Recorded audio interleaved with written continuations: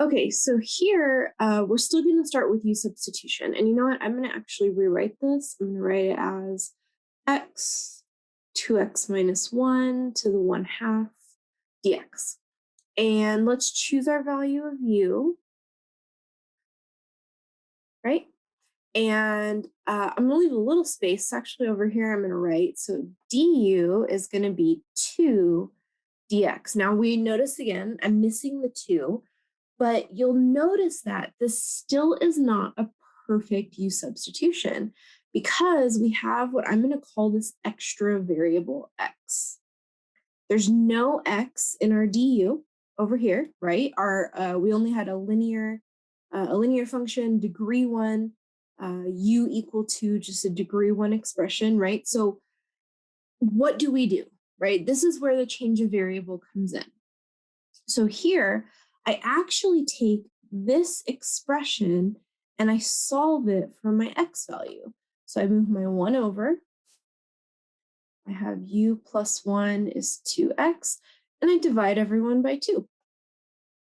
I'm going to write it this way. X is u plus 1 over 2. And so what this accomplishes is it gives us a way to rewrite this variable x in terms of u, because we have to have everything really in terms of u, right?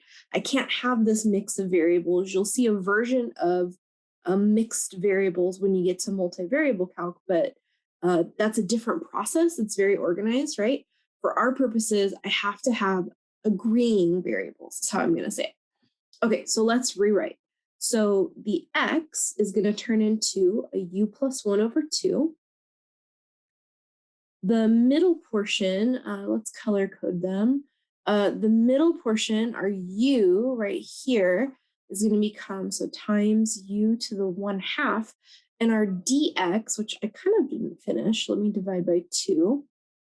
Dx is du over 2. So then that's du over 2. So again, we have completely swapped out our variables. And very similar to what I did here, it really should happen in one step, right? I know we've talked about this with derivatives. We've talked about this with limits.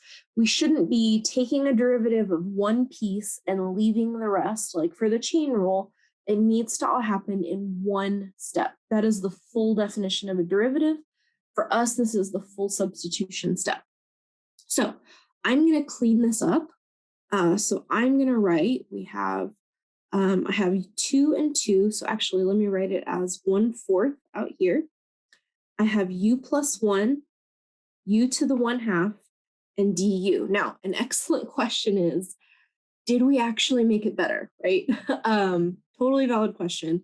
So actually, yes. The reason why is I know we still have a radical, but now I only have a single term under a radical. And actually, I can distribute this. So notice we do not do another u substitution. Then it just gets really convoluted and it gets pretty messy, right? So instead, I have my 1/4, right?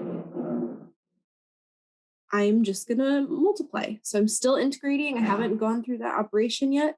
U to the 1 times u to the 1/2 becomes u to the 3/2 plus times 1, u to the 1/2 du. And those are considered just two terms that we can integrate using our normal rules of integration. We add 1, we add 1. Each of them is divided by those new denominators. So we have 1/4 from the outside.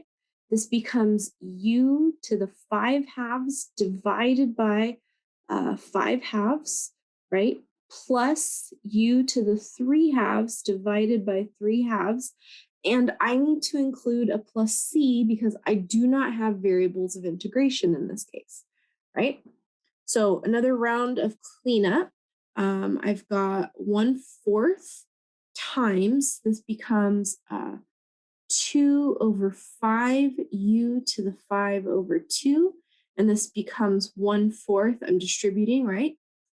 2 over 3 u to the 3 over 2.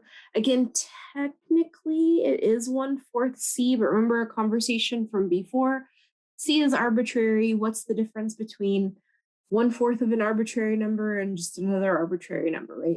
It still could be any value. We're not looking for a particular solution.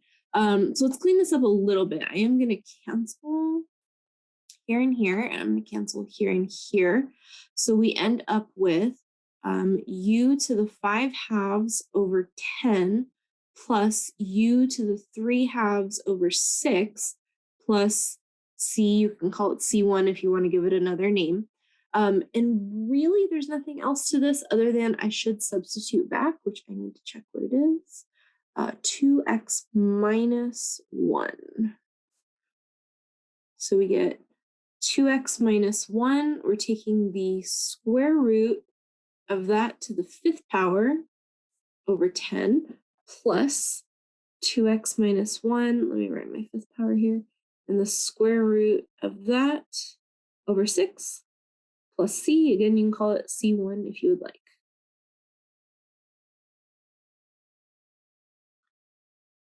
And if you want, you could also leave a note where c1 is 1/4 of c if you want. Okay,